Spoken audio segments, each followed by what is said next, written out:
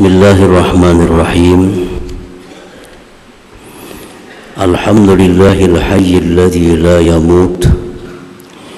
Asyhadu an la ilaha illallah wahdahu la syarika lahu malikul mulki wal malakut. Wa asyhadu anna sayyidana Muhammadan abduhu wa rasuluhu mahil kufri wat tagut.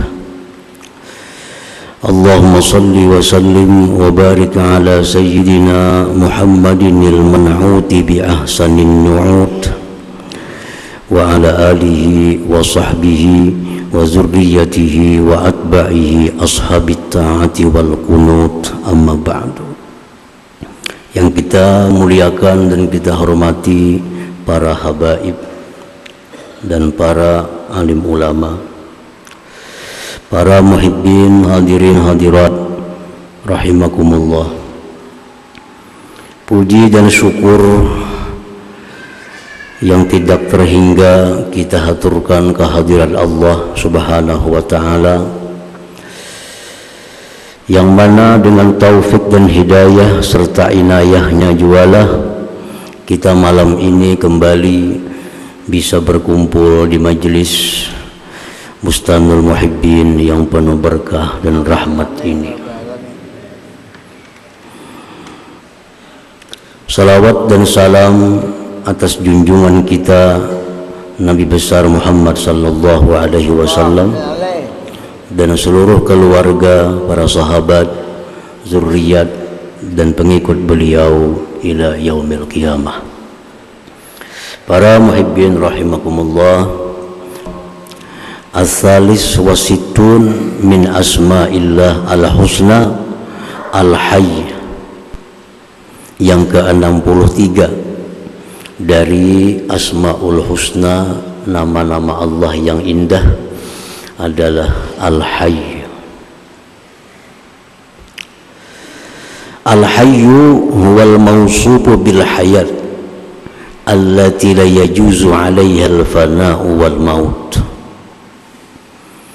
Al-hayy artinya yang disifati dengan hidup, yang tidak boleh atasnya binasa dan mati.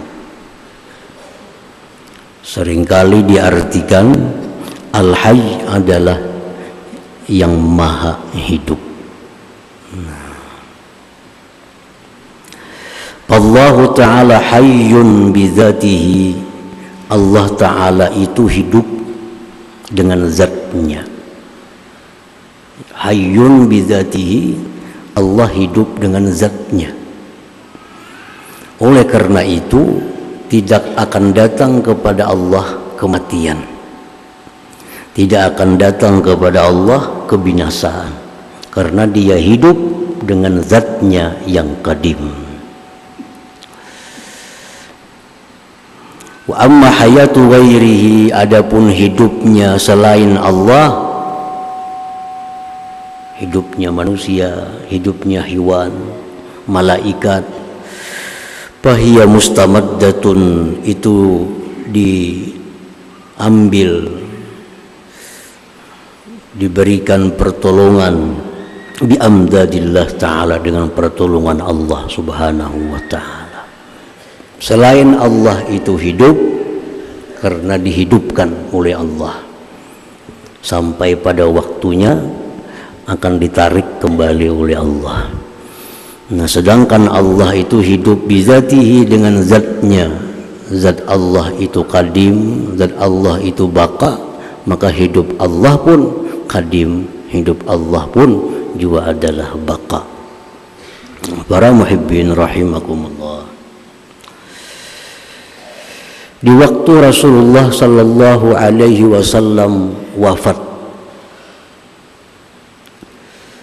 itu merupakan hari di mana paling berduka sepanjang sejarah umat Nabi Muhammad sallallahu alaihi wasallam.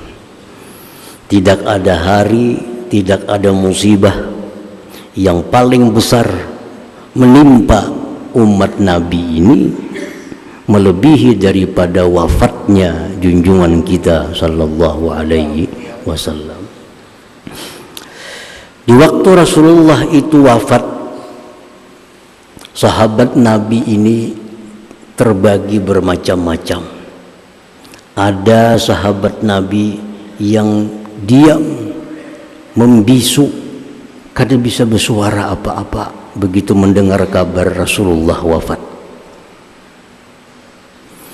Ada sahabat Nabi begitu mendengar Rasulullah wafat terduduk.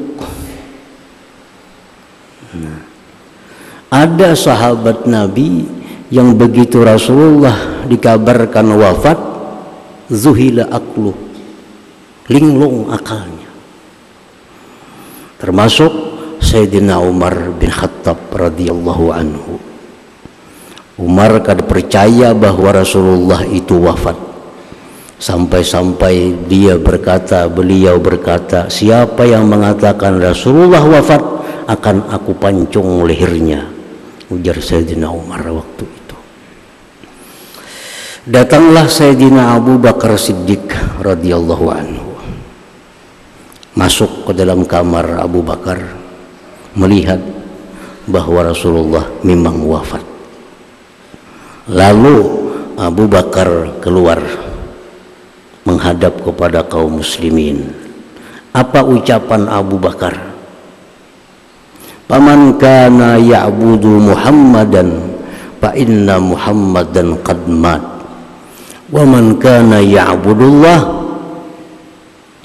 fa inna Allah hayyun la yamut. Ujar Abu Bakar, wahai sahabat Rasulullah, siapa-siapa yang menyembah Nabi Muhammad wafat. Tetapi siapa-siapa yang menyembah Allah, fa innallaha hayyun la yamut, Allah maha hidup dan tidak akan wafat. Nah, para muhibbin rahimakumullah, demikian pula terjadi di Mekah.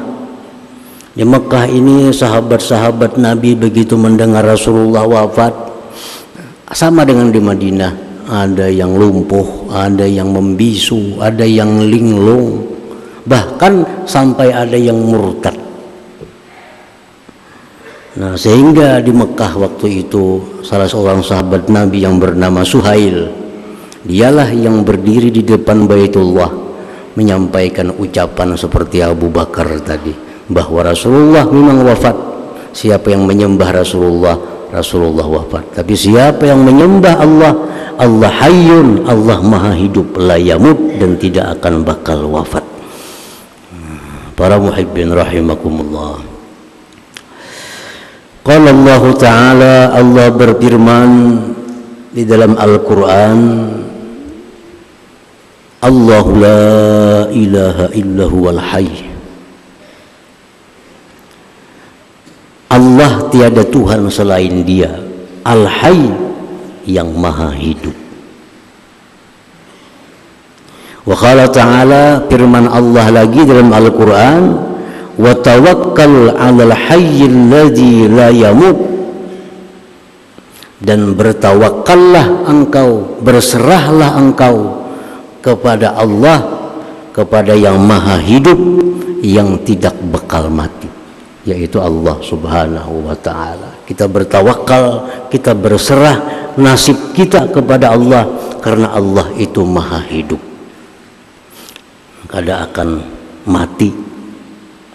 Kalau kita bertawakal kepada yang mati, kita berserah kepada yang mati, begitu orangnya mati, mati juga kita, karena kita bersandar lawan yang bakal mati. Nah, para muhibbin rahimakumullah, dalam sebuah kisah Nabi Sulaiman alaihissalam diberi Allah mukjizat. Nabi Sulaiman ini bisa berpandir lawan hewan. Nabi Sulaiman itu bisa berpandir lawan semut, bisa lawan burung, bisa. Nah, ini mukjizat Nabi Sulaiman. Jadi bisa langsung komunikasi dengan binatang. Nah, lalu Nabi Sulaiman ini menangkap seekor samud. Ditakuni Nabi Sulaiman, wahai samud, ikam setahun itu berapa cukup makan? Setahun. Ujar samud, ulun setahun tu cukup aja makan seputung roti. Oh, kayak itu aja Nabi Sulaiman. Bujuran garang ikam. Bujuran. Dicobai oleh Nabi Sulaiman. Diandak semut di dalam satu wadah. Diandak seputung roti. Tutup wadah tadi. Sampai setahun dibuka Nabi Sulaiman wadah tadi, ternyata roti kada habis, hanya separuh. Hai samud, ya Nabi Sulaiman, ikam mendustai aku. Ikam bepada setahun habis seputung roti. Ini ku buktiakan, ikam separuh lagi cukup. Nah, ujar samud, ulun kada mendustai. Ulun kalau nya kada dibuat pian dalam wadah sini, ulun bebas. Ulun bertawakal kepada Allah. Ulun habisakan seputung roti. Ulun dalam wadah sini, ulun bertawakal lawan pian. Pian bisa mati. Bursia pian mati, tahun ini habis ulun mati dalam sini juga. Jadi ulun imit roti sampai 2 tahun kawa. Nah, jadi imit oleh samud sampai kawa 2 tahun. Kalau aku Sulaiman ini mati. Nah, kalau di luar aja samud aku bertawakal lawan Allah, kada bakal mati. Nah, jadi disitulah bahwa semut pun bertawakal kepada Allah. Kada mau bertawakal lawan Nabi Sulaiman, karena Sulaiman bisa mati. Nah, wa tawakkal 'alal hayyil ladzi la yamut, tawakkallah, berserahlah atas yang maha hidup yang tidak bakal mati. Nah, para muhibbin rahimakumullah, al-mu'min bismillah al-hayy ayyakuna nafi'an li khalqillahi ta'ala imma bi nafsihi aw ilmihi aw jahihi aw malihi aw ghairiha fa in lam yakun nafi'a fa huwa wal mayyitu sawa'un. Orang yang beriman dengan nama Allah yang maha hidup, percaya Allah itu maha hidup, buah keimanannya itu akan menjadikan dia menjadi orang yang bermanfaat bagi makhluk Allah subhanahu wa ta'ala. Kalau kita percaya Allah itu maha hidup, maka kita akan jadi orang yang bermanfaat bagi makhluk Allah, baik bermanfaat diri kita atau ilmu kita atau pangkat kita, jabatan kita atau harta atau selainnya. Karena orang yang tidak bisa memberi manfaat kepada orang lain, bahwa wal mayyit sawa, dia sama orang mati. Kalau kita nih hidup dalam dunia kada memberi manfaat apa-apa lawan orang, maka kita ini apa bedanya dengan orang mati? Sama dengan orang mati. Nah, jadi buah keimanan kita kepada nama Allah Al-Hayy yang maha hidup, kita mesti menjadi orang yang hidup yang bermanfaat bagi makhluk Allah subhanahu wa ta'ala. Baik yang kita beri manfaat itu diri kita, misal diri kita apa? Membantu orang, memberikan saran kepada orang, nah, dengan diri kita. Atau kita beri manfaat orang lain dengan ilmu kita. Kita ada punya kebiasaan apa, kita berikan kepada orang lain. Itu tanda kita ini hidup. Kita punya pangkat, punya jabatan, punya kedudukan. Nah, gunakan kedudukan ini agar bermanfaat bagi makhluk Allah, bagi manusia dan lainnya. Dan lain-lainnya apapun, kita berikan manfaat kepada orang lain. Nah, itu tanda bahwa dia ini berarti beriman dengan nama Allah Al-Hayy yang Maha Hidup ini. Jadi hidupnya selalu bermanfaat kepada orang. Di rumahnya berguna lawan keluarganya, di tetangga dia berguna dengan tetangganya, di kantor dia berguna dengan kawan-kawannya, dimanapun dia berada dia memberi manfaat kepada orang lain. Nah, itu bukti bahwa dia ini hidup dan beriman dengan nama Allah yang Maha Hidup itu. Para muhibbin rahimakumullah, Rasulullah sallallahu alaihi wasallam bersabda, khairun nas anfa'uhum linnas. Ujar Nabi kita, manusia yang paling baik itu manusia yang paling bermanfaat terhadap manusia lainnya. Nah, orang alim punya ilmu tapi kadang berguna lawan masyarakat. Ada yang seekong di higa rumah ini kada berilmu tapi nya berguna di sisi Allah. Lebih baik orang kada berilmu ini tapi dia berguna kepada orang lain. Nah, karena ajar Nabi tadi khairun nas anfa'uhum linnas. Manusia yang paling baik itu manusia yang bermanfaat, berguna bagi orang lain. Lalu siapa manusia yang paling berguna? Otomatis siapa yang paling baik di antara sekian manusia dari Adam sampai hari kiamat kayaknya. Nah, manusia yang paling berguna terhadap manusia lainnya berarti dia paling baik di sisi Allah, al-anbiya wal mursalun, para nabi dan rasul. Nah, ini nabi dan rasul ini adalah merupakan manusia yang paling bermanfaat kepada manusia lainnya. Oleh karena itu mereka menduduki tingkatan yang paling tinggi di sisi Allah Subhanahu wa ta'ala. Manfaatnya nabi, manfaatnya para rasul apa? Bihim ya'rafullah ta'ala wa ahkamuhu wa hukukuhu. Dengan sebab para nabi itulah, para rasul itulah dikenal Allah Subhanahu wa ta'ala, dikenal hukum Allah, dikenal hak Allah ta'ala. Nah, wal ma'rifatu, mengenal itu semua, asasus sa'adah fid dunya wal akhirah, pokok keberuntungan dunia akhirat. Tahulah kita lawan Allah kalau kada ada rasul menyampaikan. Nah, tahulah kita hukum Allah kalau kada ada rasul yang menyampaikan. Tahulah kita hak Allah kada tahu kalau kada rasul menyampaikan. Dengan rasul ini kita jadi makrifat, jadi mengenal. Nah, mengenali Allah, hukum Allah itu merupakan kunci keberuntungan seseorang baik di dunia maupun akhirat. Nah, disitulah bahwa rasul ini menduduki peringkat pertama manusia yang paling bermanfaat kepada manusia yang lainnya. Nah, para muhibbin rahimakumullah, ini rasul yang paling dekat dengan Allah di hari kiamat, di akhirat, Rasulullah.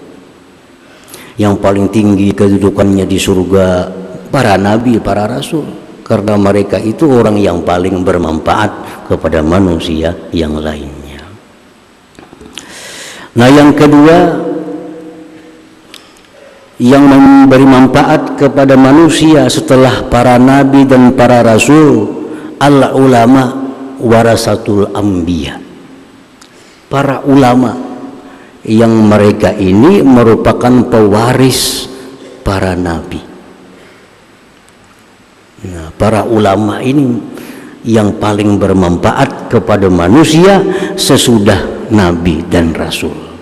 Makanya di akhirat derajat ulama satu tingkat di bawah derajatnya para nabi dan rasul. Karena ulama ini dalam dunia mereka paling bermanfaat bagi manusia di masanya maupun di masa akan datang sesudah wafatnya para nabi dan rasul.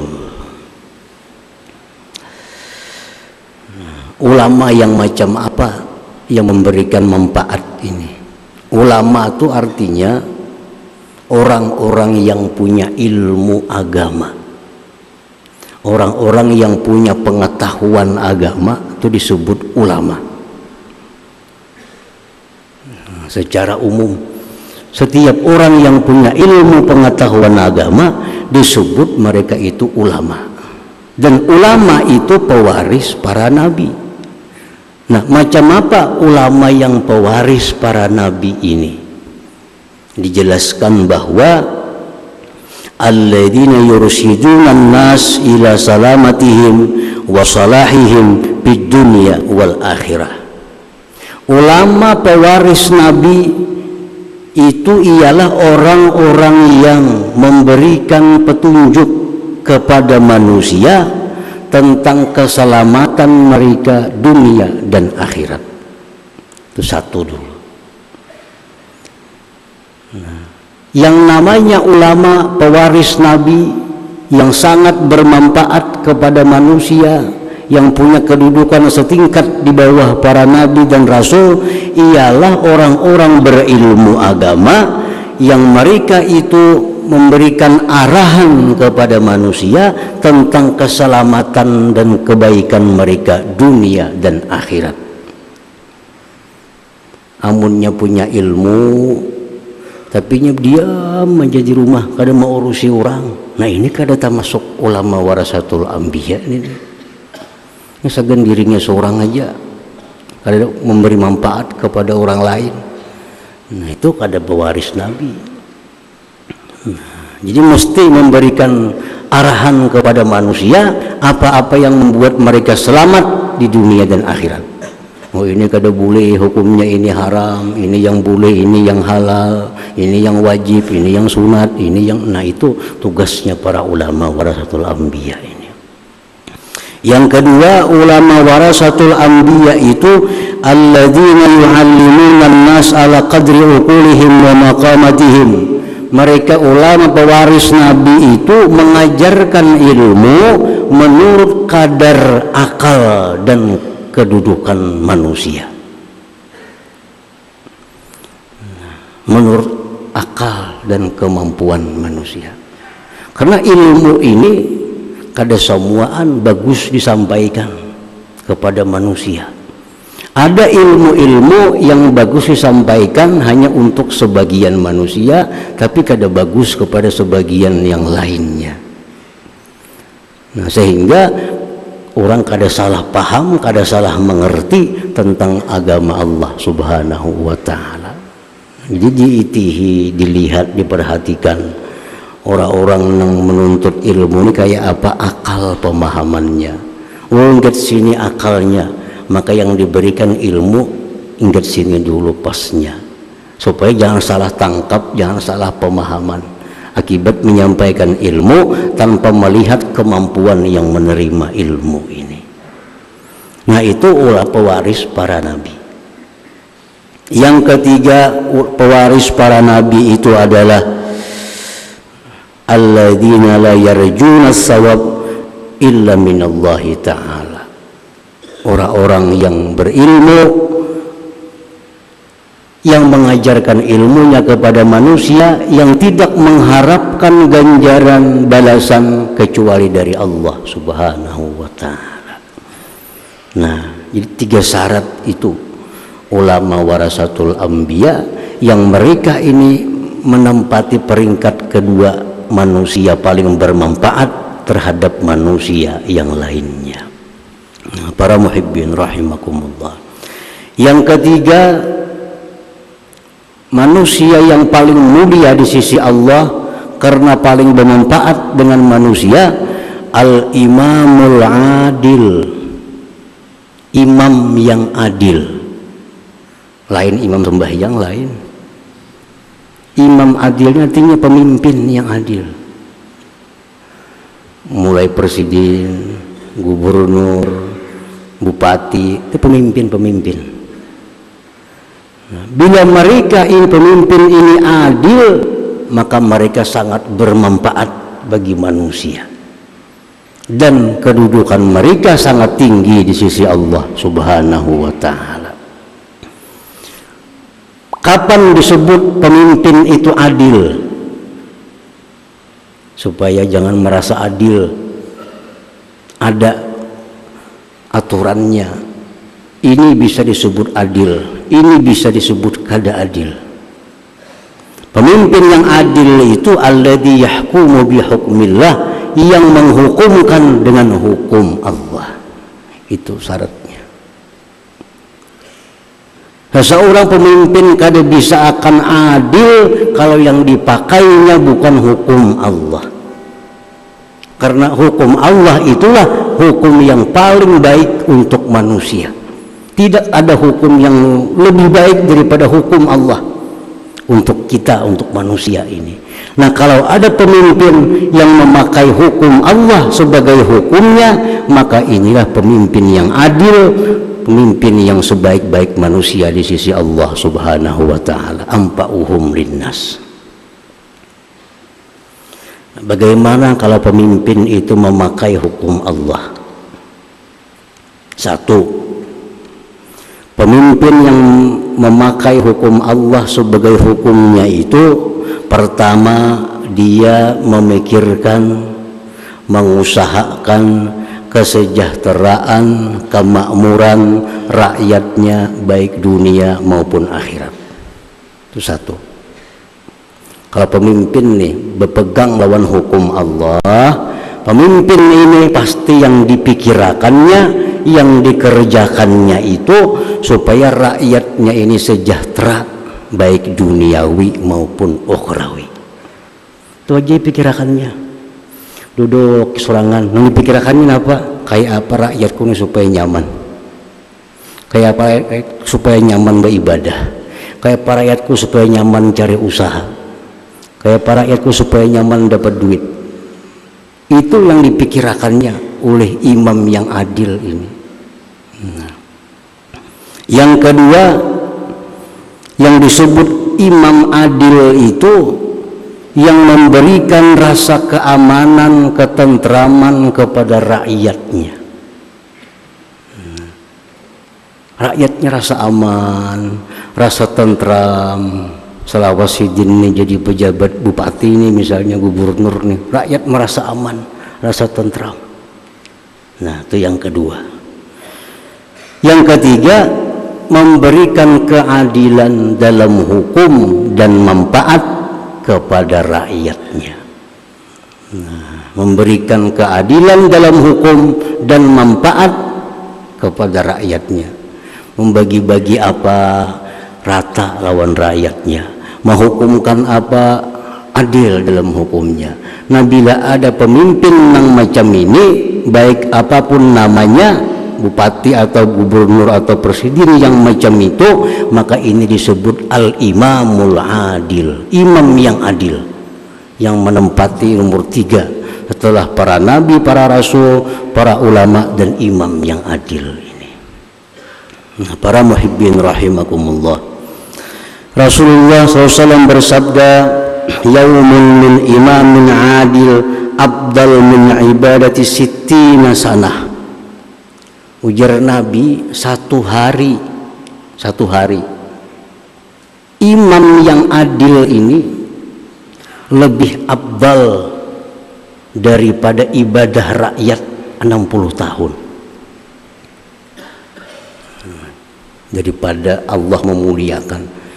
Ini pemimpin ini adil, yang dipikirkannya, yang diusahakannya kayak para rakyat kun makmur dunia akhirat. Itu yang dipikirkannya, itu yang dikerjakannya. Nah, setiap hari imam seperti ini, pemimpin seperti ini, sama nilainya ibadah kita rakyat nih 60 tahun. Baiknya di kantor, baiknya di rumah, baiknya di warung, duduk. Yang dipikirkannya apa? Kayak apa warung ini supaya payu, ini warung rakyatku, kayak apa orang supaya nyaman, kayak apa orang supaya ini bagus, Itu jadi pikirannya. Nah berpikir macam itu, berusaha nang macam itu, nilainya di sisi Allah sama 60 tahun kita di pesahapan duduk nang harus ngerangkatan. Nah ini kehebatan imam yang adil ini. Imam yang adil. Rasulullah SAW bersabda, ahabbun nas ilallah yaumal qiyamah wa adnahum minhum majlisan imamun adil. Nah, ujar Nabi kita, manusia yang paling disukai Allah, paling dekat kedudukannya dengan Allah di hari kiamat, imamun adil, imam yang adil. Karena imam yang adil ini akan memberikan manfaat yang sangat luas kepada rakyat, kepada orang banyak. Nah di situ yang Allah suka. Selawas jadi pemimpin, selawas jadi kepala ini, makmur rakyatnya. Listrik bermurah, leading bermurah, semuaan jadi murah. Ini imam yang adil, memikirkan supaya rakyat ini nyaman. Nah kalau ada imam yang macam itu, ini kada perlu banyak mengikuti tasbih, kada perlu banyak duduk di sajadah. Pikirkan itu aja, usahakan itu aja, nilainya lebih baik dari 60 tahun ibadah kita. Nah ini imam yang adil.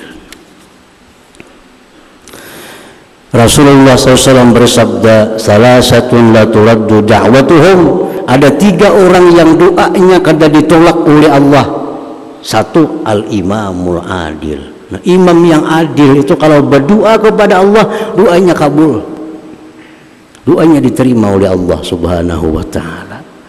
Nah jadi manusia yang paling bermanfaat itu 1 Nabi dan Rasul, yang kedua para ulama pewaris Nabi, yang ketiga pemimpin-pemimpin yang adil, yang berusaha, yang memikirkan kemakmuran rakyatnya baik duniawi maupun ukhrawi. Nah, para muhibbin rahimakumullah. Yang keempat, siapa lagi manusia paling bermanfaat? Al-ghaniyus sakhi, orang yang pemurah. Nah ini bermanfaat. Adanya masjid, adanya sekolahan-sekolahan, adanya segala macam, itu kada lepas dari orang-orang yang pemurah ini. Kenapa Islam bisa menang dalam perang-perang dahulu dengan Rasulullah itu? Karena banyaknya orang-orang pemurah di situ. Ada yang menyumbangkan sekian ribu dirham, ada menyumbangkan sekian ribu dinar, ada yang menyumbang sekian ratus kuda, sehingga pejuang-pejuang Islam ini mudah dalam berperang menghadapi orang-orang kafir. Nah makanya orang kaya pemurah termasuk menduduki ranking yang dekat di sisi Allah Subhanahu wa ta'ala, karena dia punya manfaat yang banyak bagi manusia, bagi makhluk Allah Subhanahu wa ta'ala. Apa disebut orang pemurah itu? Kalau orang tuh suka bagi-bagi duit, pemurah kayak itu belum tentu lagi. Orang suka bagi-bagi sembako, pemurah kayaknya belum tentu pemurah. Orang pemurah di sisi Allah tuh ada aturannya. Nah, orang itu dinamakan pemurah pertama, ayyuti min ghairi mannin wala adza. Dia memberi tanpa menyebut-nyebut pemberiannya, tanpa menyakiti orang yang diberi, tanpa mengharap balas kasih dari orang yang diberi. 1 itu. Kalau kita membagi-bagi duit, bagi-bagi sembako, kada mengharap balasan yang diberi, kada menyakiti lawan yang diberi, kada menyuruh apa-apa lawan yang diberi. Nah itu 1 syarat untuk jadi pemurah. Kalau kita memberi orang tapi orang disuruh macam-macam, itu kada pemurah ngarannya. Kita makan duit 10.000, nah kesukaan sepeda motor kok kada pemurah nih itu ngarannya. Disuruh basa sepeda motor. Jadi orang yang pemurah itu 1 syaratnya dia memberi orang lain apapun yang diberinya, sembako, duit, pakaian, kada mengharapkan apapun dari orang yang diberi. Nah 1 itu, kada mengharapkan apapun. Yang kedua, orang pemurah itu adalah syarat jadi orang pemurah wa ayyapraha bisail, bahwa dia senang kalau ada orang minta yang berhajat kepadanya. Nah, ada orang datang kepadanya minta ulun garing, ulun sakit, ulun nambah ubat kada berduit. Suka inya mendengar itu, nan berubat. Nah, itu orang pemurah. Jadi dua sudah syarat jadi orang pemurah. Yang ketiga, wa ayyatiya ma yambagi liman yambagi, bahwa dia memberi yang patut kepada orang yang patut. Nah, kalau tiga macam itu ada pada diri kita di waktu kita memberi, nah maka kita disebut al-ghaniyus sahi, orang kaya yang pemurah. Para muhibbin rahimakumullah, Rasulullah bersabda, al-jannatu darul askhiya, Nabi, surga itu rumahnya orang-orang pemurah. Surga itu rumahnya orang-orang pemurah. Artinya apa? Orang pemurah itu bakal ke surga. Nah, tapi asal cukup syaratnya tadi. Cukup syaratnya. Ujar Nabi lagi, innallaha akhadha biyadihi kulla ma'asar. Orang itu pemurah, lalu dia tergelincir, dia akan ditarik oleh Allah Subhanahu wa ta'ala. Ini orang pemurah nih.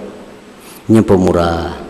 Kemudian jatuh dalam dosa, ini langsung ditarik oleh Allah. Diberi taubat, diberi hidayah, diberi taufik, lakas kembali kepada Allah berkat pemurahnya itu. Nah, jadi orang pemurah ini kalau berbuat dosa, berbuat kesalahan, membuat satu maksiat, lakas ditarik oleh Allah, dibersihi, lakas diberi Allah hidayah untuk segera bertobat kepada Allah Subhanahu wa ta'ala. Karena orang pemurah ini adalah Habibullah, orang yang dikasihi oleh Allah Subhanahu wa ta'ala. Nah, jadi kalau hendak jadi pemurah, satu, suka memberi tanpa pamrih, suka memberi tanpa ada iming-iming apapun. Nah, yang kedua, bahwa dia senang kalau ada orang yang berhajat yang meminta kepadanya, senang. Orang yang berhajat, lain yang kada berhajat, yang berhajat. Nah, yang ketiga, dia memberi yang patut, yang layak bagi orang yang layak untuk diberi. Ini ada orang yang kada patut diberi, bila kita beri bisa jadi dosa. Nah, itu lain kikir. Ada orang minta kada kita bari, kikirkah kita? Belum tentu. Kenapa? Ini mengkubari kita mengalihi, mengkubari digunakannya maksiat duitnya. Nah, ini jadi dosa memberi ini. Kalau kita pemalar lawan itu kada jadi masalah. Atau orang ini kuat, orang ini pintar, patut minta, jangan diberi juga, suruh bercari. Nah, Allah melarang kita memberi orang yang malas bekerja, awak sihat, utak pintar, segala macam, tapi ketujuh minta-minta, jangan diberi juga. Nah, jadi ya atau yang bagi liman yang bagi, memberi yang patut kepada orang yang patut diberi. Jadi bila kada memberi, jangan dipadahkan pemalar, kada tentu. Nah, jangan kada tentu. Karena orang pemurah itu dia kadang-kadang bisa memberi, dianggapnya patut diberi, bisa kada memberi kalau dianggapnya patut kada diberi. Nah, para muhibbin rahimakumullah. Jadi tiga macam manusia yang paling banyak manfaat kepada orang lain: para nabi rasul, para ulama pewaris nabi, imam-imam, pemimpin-pemimpin yang adil, dan orang-orang yang pemurah. Nah, inilah yang disebut Nabi khairun nas ampa'uhum linnas. Paling baik manusia, orang yang paling berguna bagi manusia. Nah, kemudian yang ke-64, nama Allah Al-Qayyum. La hadratin Nabi sallallahu alaihi wasallam. Al-Fatihah. Iyyaka na'budu wa iyyaka nasta'in. Shiratal mustaqim, shiratal ladzina an'amta 'alaihim ghairil maghdubi 'alaihim waladdallin. Bismillahirrahmanirrahim. Alhamdulillahirabbil alamin wassalatu wassalamu ala asyrofil anbiya'i wal mursalin wa ala alihi washabihi ajmain. Allahumma ighfir lana wa li walidina warhamhum kama rabbayana saghira. ولجميع المسلمين والمسلمات والمؤمنين برحمتك يا أرحم الراحمين. اللهم إنا نسألك الهدى والتقى والعفاف والغنى. اللهم زيادة في الدين وبركة الأمور وسعة في الجسم وسعة في وتوبة قبل الموت سعادة عند الموت بعد الموت وعفوا من الحساب من عذاب ونصيبا من الجنة وارزقنا الكرم برحمتك يا أرحم الراحمين. اللهم إنا نقبل وذكر واسع برحمتك يا أرحم الراحمين. اللهم ربنا هب لنا وأزواجنا وذرياتنا قرة أعين واجعلنا للمتقين إماما. اللهم اغفر أمة سيدنا محمد. اللهم رحمة سيدنا محمد. اللهم استر أمة سيدنا محمد. اللهم اجبر أمة سيدنا محمد. ربنا هب لنا من أزواجنا وذرياتنا قرة أعين واجعلنا للمتقين إماما. ربنا تقبل منا إنك أنت السميع العليم علينا إنك أنت التواب الرحيم. ربنا آتنا في الدنيا حسنة وفي الآخرة حسنة وقنا عذاب النار. صلى الله على سيدنا محمد وعلى آله وصحبه أجمعين. سبحان ربك رب العزة عما يصفون وسلام على المرسلين والحمد لله رب العالمين. يا يرجون منه شفاعة صلوا عليه وسلموا تسليما.